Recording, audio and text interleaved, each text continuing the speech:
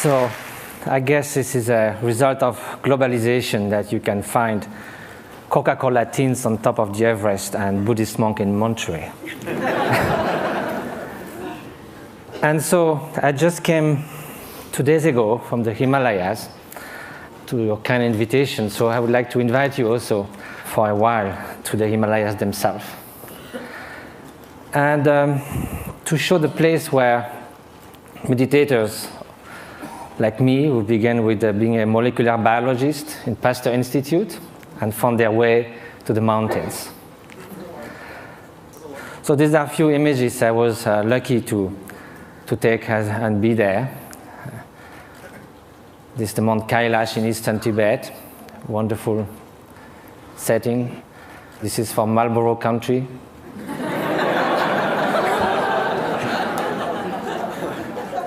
This is a turquoise lake, a meditator. This is the hottest day of the year, somewhere in eastern Tibet, on August 1st. And the night before, we camped, and my Tibetan friends said, we're going to sleep outside. And I said, why? We have enough space in the tent. They say, yes, but it's summertime.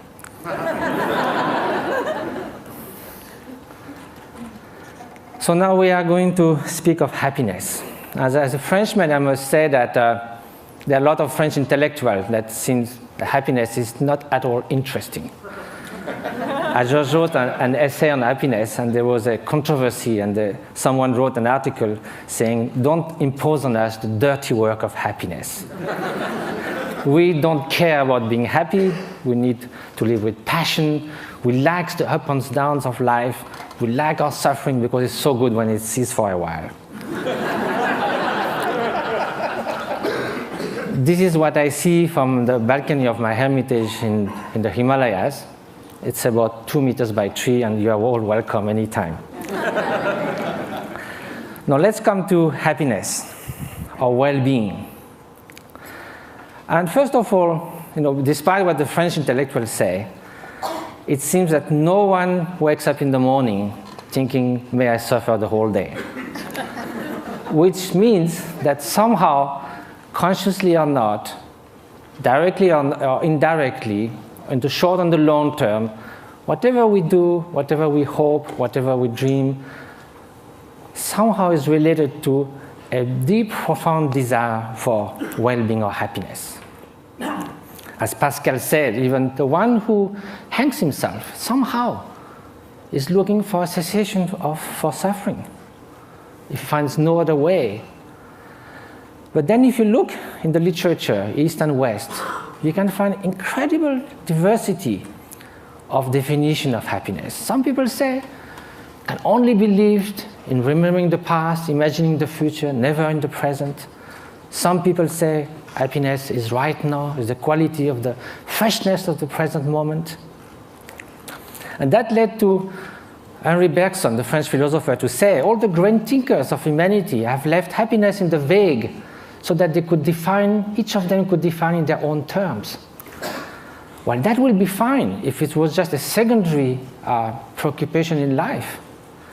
But now, if it is something that's going to determine the quality of every instant of our life, then we better know what it is, have some clearer idea. And probably the fact that we don't know that is why so often, although we seek happiness, it seems we turn our back to it. Although we want to avoid suffering, it seems we are running someone towards it. And that also comes from some kind of confusions. One of the most common ones is happiness and pleasure. But if we look at the characteristic of those two, pleasure is contingent upon time, upon its object, upon the place. It is something that changes of nature. Beautiful chocolate cake, first serving is delicious, second one, not so much, then we feel disgust. That's the nature of things. We get tired. I used to be a fan of Bach. I used to play it on the guitar, and I can hear it 2, 3, 5 times. If I had to hear it 24 hours non-stop, it might be very tiring. If you are feeling very cold, you come near a fire, it's so wonderful. Then after some moments, you just go a little back, and then it starts burning. it sort of uses itself as you experience it. And also, again, it can also, it's something that it is not something that is radiating outside. Like, you can feel intense pleasure, and some others around you can be suffering a lot.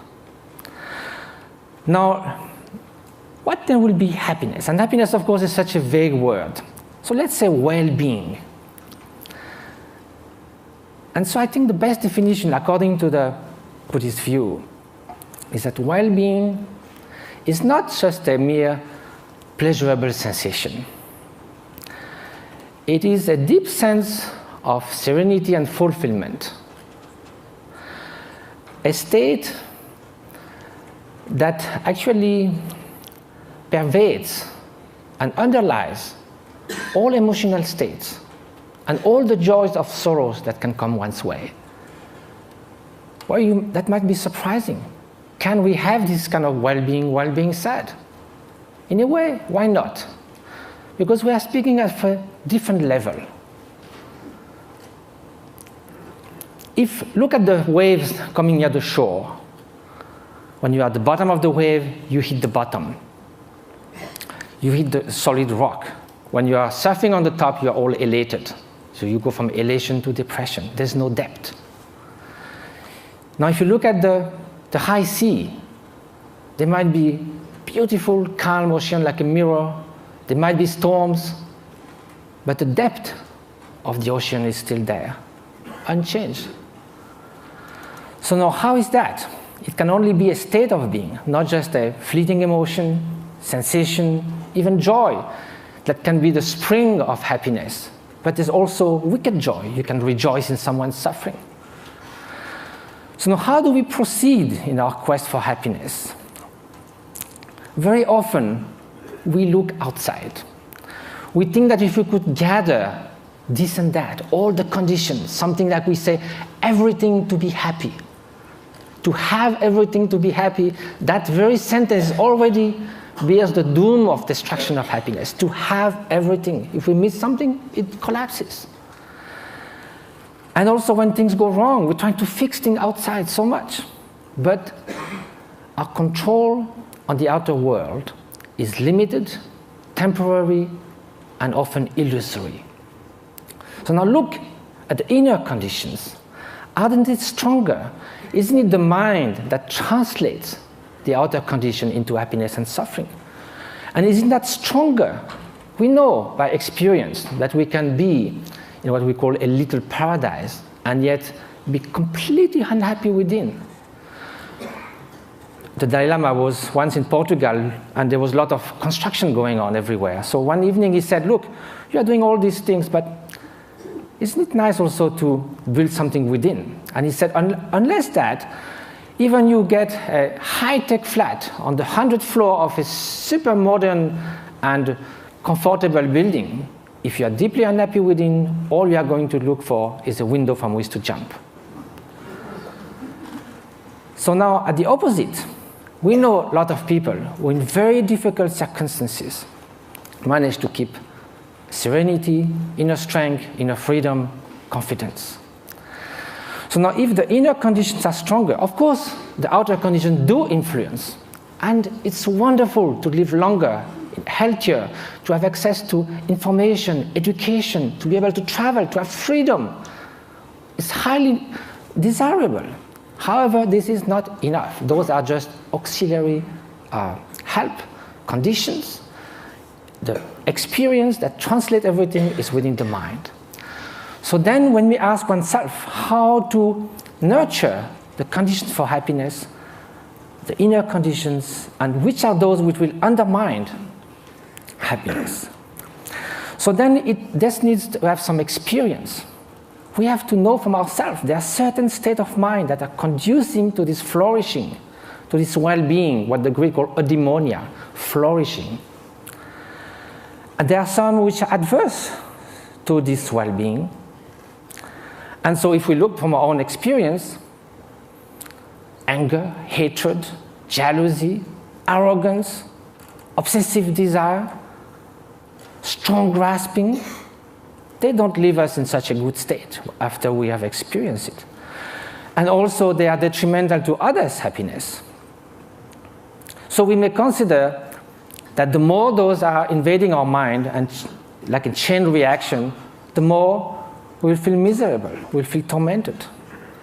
At the opposite, everyone knows deep within that an act of selfish generosity, if from the distance, without anyone knowing anything about it, we could save a child's life, make someone happy. We don't need a recognition.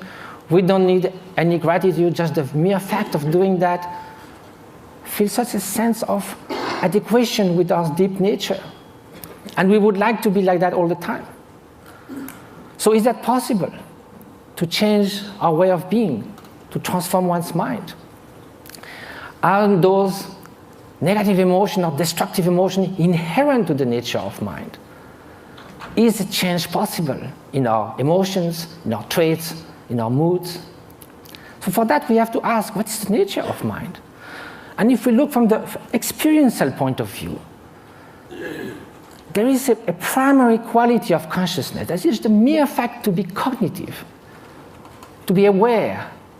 Consciousness is like a mirror that allows all images to rise on it. You can have ugly faces, beautiful faces in the mirror. The mirror allows that, but the mirror is not tainted, is not modified, is not altered by those images. Likewise, behind every single thought, there is the bare consciousness, pure awareness. This is the nature. It cannot be tainted intrinsically with hatred or jealousy, because then, if it was always there, like a dye that would permeate the whole cloth, then it would be found all the time somewhere. We know we're not always angry, always jealous, or always generous. So because the basic fabric of consciousness is this pure cognitive quality that differentiates it from a stone, there is a possibility for change, because all emotions are fleeting. That is the ground for mind training. Mind training is based on the idea that two opposite mental factors cannot happen at the same time. You could go from love to hate, but you cannot at the same time, toward the same object, the same person, one to harm and one to the good. You cannot in the same gesture shake hand and give a blow. So there are natural antidotes to emotions that are destructive to our inner well-being. So that's a way to proceed. Rejoicing compared to jealousy, a kind of sense of inner freedom as opposite to intense grasping and obsession, benevolence, loving kindness against hatred. But of course, each emotion then would need a particular antidote. Another way is to try to find a general antidote to all emotions. And that's by looking at their very nature. Usually, when we feel annoyed, hatred, or upset with someone, or obsessed with something, the mind goes again and again to that object. Each time it goes to the object, it reinforces that obsession or that annoyance. So then it's a self-perpetuating process. So what we need to look now is, instead of looking outward, we look inward. Look at anger itself. It looks very menacing, like a billowing monsoon cloud, thunderstorm. But we think we could sit on the cloud, but if we go there, it's just mist. Likewise, if you look at the thought of anger, it will vanish like frost under the morning sun. If you do this again and again, the propensity, the tendencies for anger to arise again will be less and less each time you dissolved it. And at the end, although it may arise, it will just cross the mind like a bird crossing the sky without leaving any track. So this is the principle of mind training. Now, it takes time, because it took time for all those faults in our mind, tendencies to build up. So it will take time to unfold them as well. But that's the only way to go. Mind transformation. That is the very meaning of meditation. It means familiarization with a new way of being, new way of perceiving things, which is more in adequation with reality, with interdependence, with the stream and continuous transformation which our being and our consciousness is. So the interface with cognitive science, since we need to come to that, and what was the subject of we have to deal in such a short time, with brain plasticity. Brain was thought to be more or less fixed. All the neuronal connection in numbers and quantities were thought till the last 20 years, thought to be more or less fixed when we reach the adult age. Now recently it has been found that it can change a lot. A violinist, as we heard, we have done 10,000 hours of violin practice. Some area that controls the movements of fingers in the brain change a lot. Increase and reinforcement of the synaptic connections. So can we do that with human qualities, with loving kindness, with patience, with openness? So that's what those great meditators have been doing. Some of them who came to the labs, like in Madison, Wisconsin, or in Berkeley, did 20 to 40,000 hours of meditation. They do like 3 years retreat where they do meditate 12 hours a day, and then the rest of their life they would do that 3-4 hours a day. They are real Olympic champions of mind training. This is the place where they meditate. You can see it's kind of inspiring. Now, here with 256 electrodes.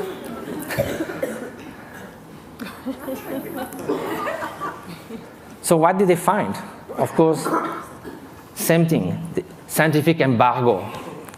A paper has been submitted to Nature. Hopefully it will be accepted. It deals with the state of compassion, unconditional compassion. We ask meditators who have been doing that for years and years and years to put their mind in a state where there's nothing but loving kindness, total availability to sentient being. Of course, during the training, we do that with objects. We think of people suffering, we think of people we love, but at some point, it can be a state which is all-pervading. Here's the preliminary result, which I can show because it's already been shown. The bell curve shows 150 controls. And what is being looked at is the difference between the right and the left frontal lobe. In very short, people who have more activity on the right side of the prefrontal cortex are more depressed, withdrawn, they don't describe a lot of positive affect. It's the opposite on the left side, more tendency to altruism, to happiness, to express, and curiosity, and so forth. So there's a basic line for people, and also it can be changed. If you see a comic movie, you go more to the left side. If you are happy about something, you'll go more to the left side. If you have a bout of depression, you'll go to the right side. Here, the minus 0.5 is a 4 standard deviation of a meditator who meditates on compassion. It's something that is totally out of the bell curve. So I have no time to go into all the different scientific results. Hopefully they will come. But they found that this is after 3.5 hours in a fMRI. It's like coming out of a space ship. Also, it has been shown in other labs, for instance, Paul Ekman's labs in Berkeley, that some meditators are able also to control their emotional response more than it could be taught. Like the startle experiments, for instance. If you sit a guy on a chair with all this kind of apparatus measuring your physiology, and there's kind of a bomb that goes off. It's a so instinctive response that in 20 years, they never saw anyone who would not jump. Some meditators, without trying to stop it, but simply by being completely open, thinking that that bang is just going to be just a small event, like a shooting stars, they're able not to move at all.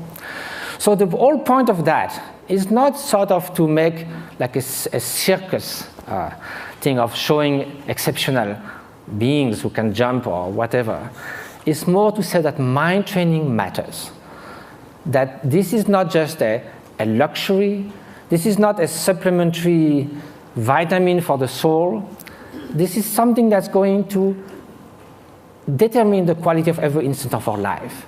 We are ready to spend 50 years achieving education.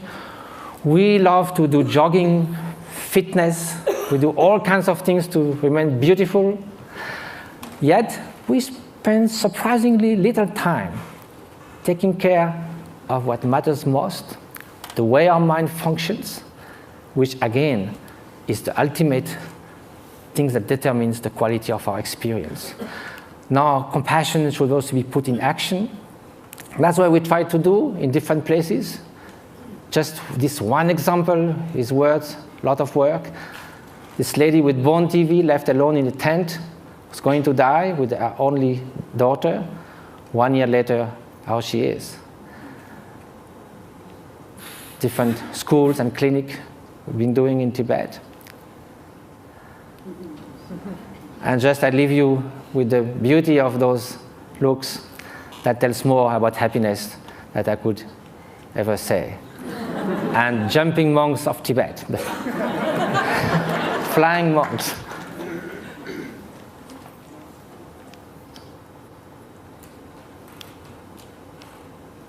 Thank you very much.